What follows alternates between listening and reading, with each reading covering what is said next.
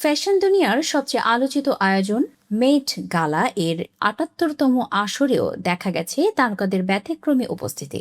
Red কার্পেটে কেউ হাজির হয়েছেন বিছানার চাদর অনুপ্রাণিত পোশাকে, কেউ কোলে নিয়েছেন পুতুল, আবার কেউ ঘুরছিলেন হাতে আম নিয়ে।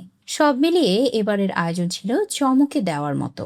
ভারত থেকে আলোচনায় আসেন ঈশা আম্বানি। শাড়িতে তিনি তুলে ধরেন ভারতীয় লোকশিল্পের ছোঁয়া। তবে সবচেয়ে বেশি নজর কাড়ে তার হাত ব্যাগ, যা ছিল আমের আদলে তৈরি।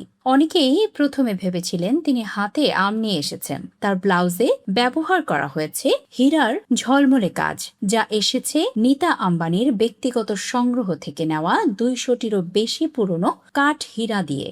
গলায় ছিল ২৫০ ক্যারেটের বেশি ওজনের ডাবল লেয়ার ডায়মন্ড নেকলেস, সঙ্গে হাতফুল ও হীরার কোমরবন্ধ, যা পুরো লুককে আরও রাজকীয় করে তোলে।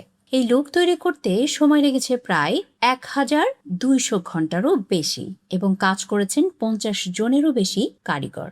সবচেয়ে নজর কাড়েন রোমানিয়ার চিত্রশিল্পী মারিয়া জার্তোয়া। তিনি পুরো সময়ই কোলে একটি পুতুল নিয়ে ঘুরেছেন, যা ছিল তার পোশাকের অংশ।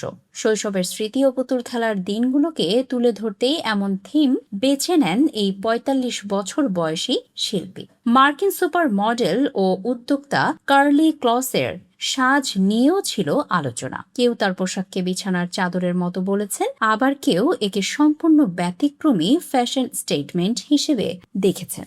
অন্যদিকে পপ তারকা রিহানা হাজির হন যেন এক জীবন্ত শিল্পকর্ম হয়ে। লিকুইড, মেটালিক ও ফিউচারিস্টিক ডিজাইনের গাউন তাকে অনেকে চলন্ত আর্টওয়ার্ক বলেও অভিহিত করেছেন। তার সঙ্গে ছিলেন সঙ্গী এএসএপি রকি। বিশ্বের শীর্ষ মডেলদের একজন আদোয়া আকেচের গাউন ছিল অর্থবহ। কালো রঙের পোশাকে প্রায় ১,০০০ হাতে বানানো লিলি ফুল বসানো ছিল, যা মাতৃত্ব ও নতুন জীবনের প্রতীক হিসেবে উপস্থাপন করা হয়। দক্ষিণ আফ্রিকার পপস্টার টাইলা হাজির হন ন্যাকেড থিম সাজে, যেখানে হীরা ও চেইন ছিল মূল আকর্ষণ। অন্যদিকে মার্কিন অভিনেত্রী চেজ ইনফিনিটির গাউন ছিল পুরোপুরি আর্টওয়ার্কের মতো, যাতে বসানো ছিল প্রায় ১৫ লাখ ঝুমকি।